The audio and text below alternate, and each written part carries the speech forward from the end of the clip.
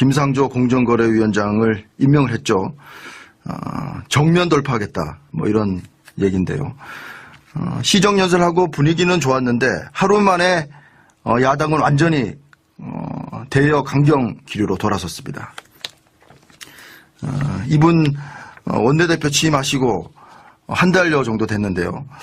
또 어려운 또 난관에 부딪히게 됐습니다. 더불어민주당 우원식 원내대표 연결해서 이야기 좀 나눠보겠습니다.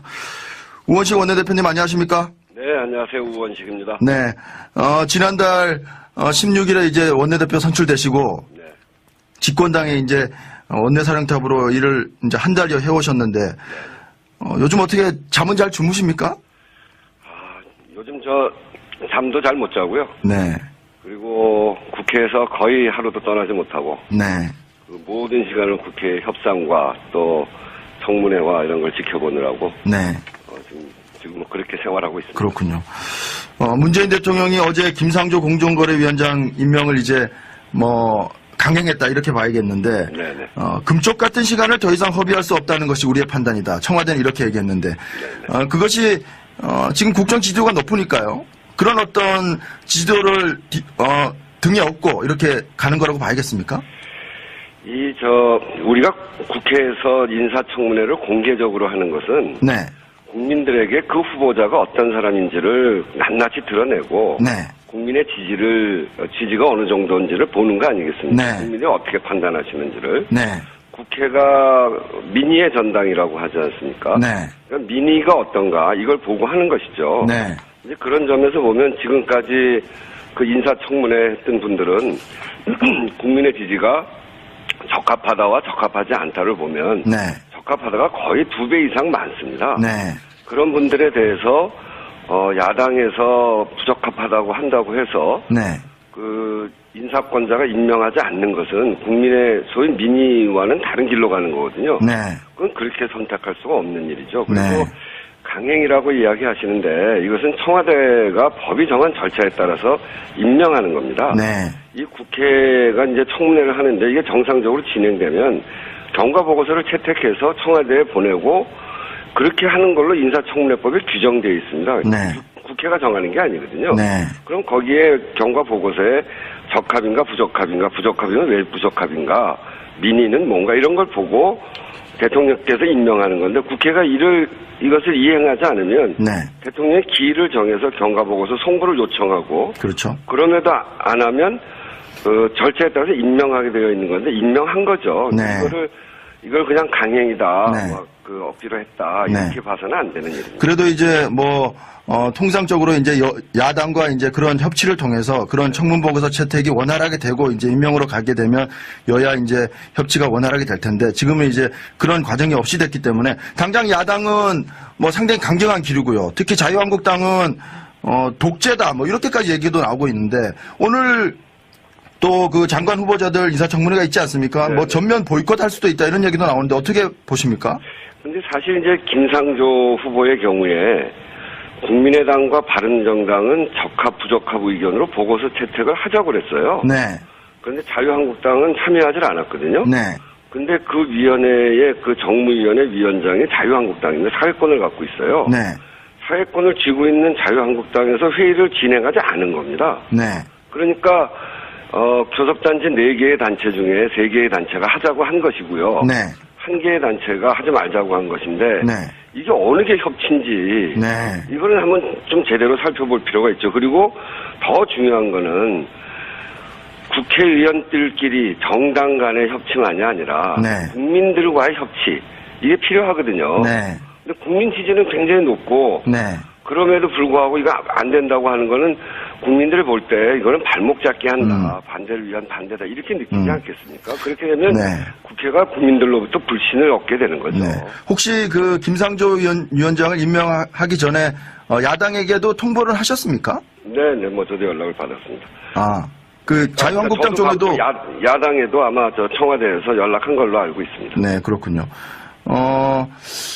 문재인 대통령이 어제 이제 이런 얘기를 했던데 뭐 임명할 사람이 없다. 그렇게 이제 현실적으로 어렵다 이렇게 얘기를 하지 않았습니까? 임명할 사람이 없다. 그러니까 흠집내기식 청문회, 폭넓은 인사에 장애가 있고 높은 기준으로 검증하다 보니 청문 과정이 싫다면서 고사한 분들이 많다. 네네. 이렇게 얘기를 하셨는데 네네. 그렇습니다. 5대 원칙을 대선 과정에서 네, 그 5대 원칙을 이제 이야기를 하셨는데 네, 그건 이제 기본적으로 맞는 말씀이죠. 근데 이제 인수위 과정을 거치면서 5대 원칙의 구체적인 기준, 그러니까 어떤 문제가 생기더라도 이제 교통 위반을 하면 네, 그게 범칙금 수준도 있고 또 그 면허 취소 당하는 것도 있잖아요. 네, 근데 범칙금을 좀 내야 되는 것을 가지고 면허 취소다 이렇게 하는 거는 옳지 않죠. 네, 그렇기 때문에 기준을 좀 구체화시켜야 되는데 인수위가 없이 출발하다 보니까 그걸 구체화시키지 못했어요. 네, 그런데 이제 야당에서는 문자 그대로를 해석을 해서 후보가 그렇게 얘기했으니까 문자 그대로 하자. 네, 이렇게 해놓고 점점 그것을 강하게 요구를 하니까 사실 후보자들 입장에서 이제 대상자들 입장에서 거기에 조금 걸리면 나가면 망신당하고 하니까. 네, 그래서 이제 선뜻 나서지 못하고 정말 쓸만한 인물들 중에 선뜻 나서지 못하는데 이건 정말 나라를 위해서도 도움이 되지 않고요. 그래서 국회에서도 그렇고 이 인사 검증의 기준 이것에 대해서는 다시 좀 구체화해서 이렇게 너무 과도하게 되지 네. 않도록 하는 그럴 필요성에 대해서는 또 저희가 함께 네. 저희도 그렇게 생각을 합니다. 제가 좀 찾아보니까 말이죠. 네. 국정수행 능력이나 종합적인 자질보다는 신상털기식, 여론재판식 비판이 반복돼 많은 분들이 고사하거나 가족 반대로 무산됐다. 네. 청문회 가기도 전에 개인적인 비판과 가족 문제가 거론되는데 어느 누구도 감당하기 어려웠던 것 같고 높아진 검증 기준을 통과할 수 있는 분을 찾기가 어려웠다. 이런 얘기가 있었는데 이 얘기가 박근혜 전 대통령이 2014년 6월 달에 수석비서관회의에서 한 얘기더군요. 네. 그래서 이것이 이제 뭐 야당 쪽에서는 자기네들이 야당일 때는 그렇고 그래서 내로남불 아니냐 이렇게 좀 얘기를 하고 있는데 어떻게 받아들이십니까? 근데 이제 좀 그걸 꼼꼼히 봐야 되는데요. 네. 박근혜 정권 이명박 정부 때도 마찬가지인데 그때 낙마된 사람은 야당이 꼼꼼하게 이제 검증을 합니다. 청문 과정에서. 네. 근데 그게 이제 그 청문 과정을 보고 국민 여론이 생기지 않습니까? 네. 굉장히 여론이 나쁜 경우에. 뭐 제가 어제도 얘기를 했습니다만 누구누구 다시 얘기할 필요는 없는데 네. 굉장히 나쁜 경우에 본인도 감당이 안 되고 네. 또 그대로 강행하면 여러 가지 국민 민심에 어긋나는 그런 경우에 이제 낙마를 몇 번 하시기도 했고요. 네. 그런 아주 나쁜 경우에도 그대로 임명을 강행하기도 했습니다. 네. 지금 근데 이 세 분은 국민 여론이 적합이 부적합보다 2배 이상 많거든요. 네. 대개 60% 이상이 적합이라고 보고 네. 30% 이하를 부적합이라고 보면 결국 그 마지막 과정에서 국민들이 어떻게 판단하시는가 네. 이게 가장 중요한 기준이죠. 그걸로 보면 네. 그때 국민 여론이 나빴던 분들에 대해서 강행을 하지 않았습니까? 네. 국민 여론이 좋은 분들을 발목 잡으려고 하는 건 그거야말로 내가 하면 로민스고 남이 하면 불륜이다. 우리가 저희가 오히려 거꾸로 이야기하고 싶습니다. 그렇군요. 그렇다고 한다면 강경화 후보자는 오늘 인사청문 보고서 채택 최종 시한인데 오늘도 안 되면은 뭐 이달 말에 또 한미 정상회담이 예정돼 있으니까요. 임명 쪽으로 가겠군요. 그거는 이제 역시 지금 말씀하신 대로 국익과 안보 관점에서 야당이 그 결단을 내리지 않는다면 네. 한미 정상회담이나 G20 그 정상회담에 외교수장이 없이 치러야 되는 상황이잖아요. 네.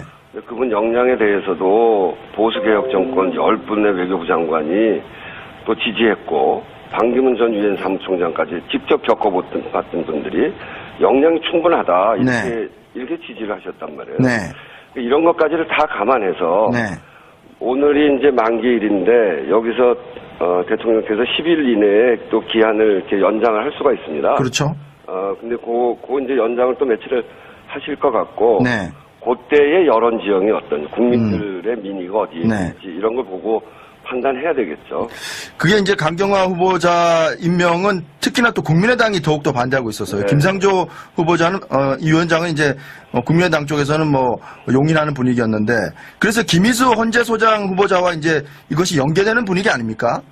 그런 것 같습니다. 네. 그래서 지난 9일 그 더불어민주당 지도부와 문 대통령의 만찬인가요? 그때 헌재 소장은 대행 체제로 가도 된다. 문 대통령이 이렇게 또 얘기한 것으로 전해지고 있는데요.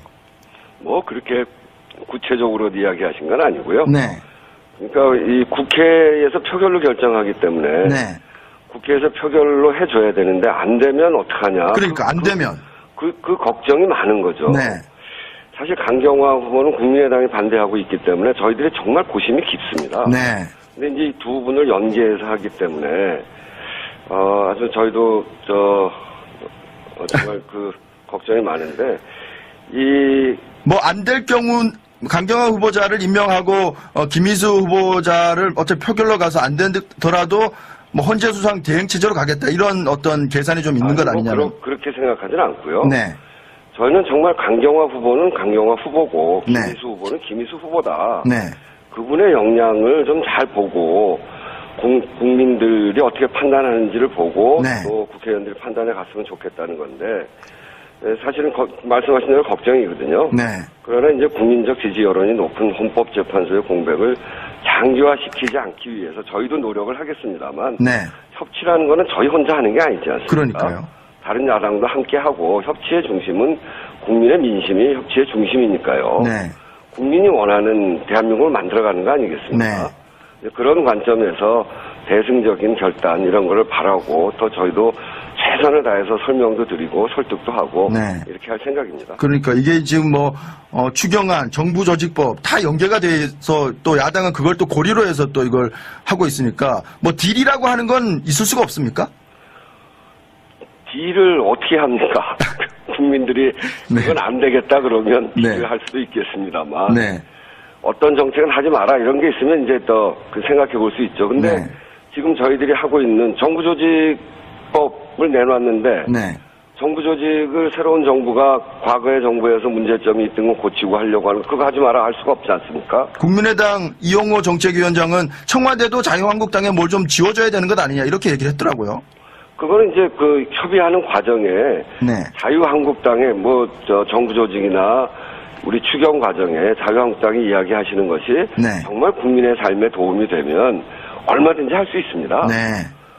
그런데 그것 자체를 하지 마라. 네. 이렇게 하면 추경 역시 국민이 진짜 필요하다라고 하는 게 3분의 2가 넘습니다. 네. 그리고 국민의 지금 이 삶이 정말 팍팍하고 네.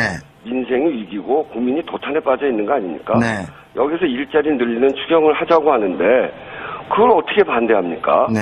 그 내용에 들어와서 네. 추경안 중에 문제가 있는 거 지적이 제대로 되면 그거는 저희가 밀어붙일 생각도 없고요. 네. 그리고 다른 당이라고 하더라도 국민들에게 정말 필요한 예산을 요청을 하고 그것이 국민에게 도움이 된다고 생각하면 네. 그거는 얼마든지 받아들일 생각이 있습니다. 네. 그런데 이제 인사 문제에다 지금 걸고 있기 때문에 네. 인사는 국민 지지가 국민 여론이 아주 나쁜 사람이 낙마 또는 안 되는 거죠. 네. 국민 여론이 굉장히 좋은데 역량도 충분한데 그걸 억지로 낙마시켜라. 네. 그거는 할 수가 없는 일이죠. 네. 어쨌든 야당은 존재감을 좀 드러내는 차원에서라도 그렇게 하고 있는 것 같은데 박지원 국민의당 전 대표는 더불어민주당이 120석밖에 안 되는데 220석인 줄 알고 착각하고 있는 것 같다. 이렇게 또 얘기를 했던데 네. 그래서 나오는 얘기가 또 연정 아니겠습니까? 어떻습니까? 우리 박지원 대표님이 좀 도와주셔서 121석이 되면 좋겠는데. 근데 이제 연정이요. 네. 정부의 국정 운영에 도움이 되고 정치 발전에 순기능을 한다면 얼마든지 할 수 있는 거 아니겠습니까? 네. 그러나 여서야대를 돌파하기 위해서 자리 나눠먹기식 연장을 시도하는 것은 지금 시기에 해야 될 일도 아니고요. 네. 그리고 검토할 사항도 아닙니다. 네, 그렇군요. 지금 또 인사청문 줄줄이 예정돼 있습니다만 또 후보자들 특히 또 안경환 법무장관 후보자 같은 경우에는 본인이 쓴 칼럼이 또 부메랑이 돼서 음주운전 자기도 한 적이 있다 이런 자기 고백적 어떻게 보면은 칼럼이었는데 이게 또 부메랑이 되고 있어요. 이런 부분들은 어떻게 좀 받아들여야 됩니까? 잠깐 그 앞에 박지원 의원님 그 말씀에 121석 해서 혹시 일로 들어오라는 거 있을까 봐 오해를 없애기 위해서. 네네, 알겠습니다. 그 박지원 전 대표님이 네. 옳은 건 옳은 대로 또 네. 틀린 건 틀린 대로 이렇게 지적하시는 분이니까 네. 저희가 하는 일에 대해서 잘하고 있는 일, 그런 일에 대해서는 뭐 지지하시는 분이라고 생각하고요. 네. 특별히 무슨 121석을 늘리기 위해서 저희가 노력한다 이런 건 아닙니다. 알겠습니다. 조대엽 후보자나 안경환 후보자의 어떤 음주운전 전력 네. 이런 것들이 또 여러 가지 공세의 대상이 되고 있는데요. 네네. 뭐 그렇죠. 근데 그 부분에 관해서는 역시 저희들이 일관되게 주장하는 것은 네. 청문회 과정을 통해서 청문을 하고 네. 그리고 국민들이 어떻게 판단하시는지를 봐야 된다 이렇게 생각합니다. 그런 문제와 또 한편으로는 그분이 갖고 있는 역량, 네. 나라를 위해서 얼마나 도움이 될지 네. 이런 것들을 종합적으로 판단하는 거 아니겠습니까? 네. 그래서 신상에 관해서 청문회도 하고 정책에 관해서 청문회 하는 거니까 종합적으로 봐야 된다고 생각하고요. 네. 국민들이 저분은 안 되겠다 이렇게 판단하면 그런 경우가 생기면 저희들도 이렇게 막 고집해서 그렇게 갈 생각은 없습니다. 적어도 여론조사상으로 국민들이 만약에 뭐 반대 여론이 더 높다면 앞으로도 임명을 강행할 그런 의사는 없다 이렇게 받아들여도 되겠군요. 그건 이제 임명권자의 문제인데 네. 저희 당이 볼 때 국민 여론이 도저히 안 되는 분이다 이렇게 민의가 모아진다면 그건 네. 저희 당으로서 이렇게 그 부분에 대해서 엄격하게 따져가야죠. 네. 알겠습니다. 더불어민주당 우원식 원내대표 힘내시고요. 네네. 네. 다음에 또 한번 뵙겠습니다. 네, 그러십시오. 고맙습니다. 문재인 대통령이 어제 이제 이런 얘기를 했던데, 뭐, 임명할 사람이 없다. 그렇게 이제, 현실적으로 어렵다. 이렇게 얘기를 하지 않았습니까? 임명할 사람이 없다. 그러니까, 흠집내기식 청문회, 폭넓은 인사에 장애가 있고, 높은 기준으로 검증하다 보니 청문 과정이 싫다면서 고사한 분들이 많다. 네네. 이렇게 얘기를 하셨는데, 네네. 그렇습니다. 5대 원칙을 대선 과정에서 네. 그 5대 원칙을 이제 이야기를 하셨는데, 네. 그건 이제 기본적으로 맞는 말씀이죠. 근데 이제 인수위 과정을 거치면서 5대 원칙의 구체적인 기준, 그러니까 어떤 문제가 생기더라도 이제 교통 위반을 하면 네. 그게 범칙금 수준도 있고 또 그 면허 취소 당하는 것도 있잖아요. 네. 근데 범칙금을 좀 내야 되는 것을 가지고 면허 취소다 이렇게 하는 거는 옳지 않죠. 네. 그렇기 때문에 기준을 좀 구체화시켜야 되는데 인수위가 없이 출발하다 보니까 그걸 구체화시키지 못했어요. 네. 그런데 이제 야당에서는 문자 그대로를 해석을 해서 후보가 그렇게 얘기했으니까 문자 그대로 하자. 네. 이렇게 해놓고 점점 그것을 강하게 요구를 하니까 사실 후보자들 입장에서 이제 대상자들 입장에서 거기에 조금 걸리면 나가면 망신당하고 하니까. 네. 그래서 이제 선뜻 나서지 못하고 정말 쓸만한 인물들 중에 선뜻 나서지 못하는데 이건 정말 나라를 위해서도 도움이 되지 않고요. 그래서 국회에서도 그렇고 이 인사 검증의 기준 이것에 대해서는 다시 좀 구체화해서 이렇게 너무 과도하게 되지 네. 않도록 하는 그럴 필요성에 대해서는 또 저희가 함께 네. 저희도 그렇게 생각을 합니다. 제가 좀 찾아보니까 말이죠. 네. 국정수행 능력이나 종합적인 자질보다는 신상털기식, 여론재판식 비판이 반복돼 많은 분들이 고사하거나 가족 반대로 무산됐다. 네. 청문회 가기도 전에 개인적인 비판과 가족 문제가 거론되는데 어느 누구도 감당하기 어려웠던 것 같고 높아진 검증 기준을 통과할 수 있는 분을 찾기가 어려웠다. 이런 얘기가 있었는데 이 얘기가 박근혜 전 대통령이 2014년 6월 달에 수석비서관에 회의에서 한 얘기더군요. 네.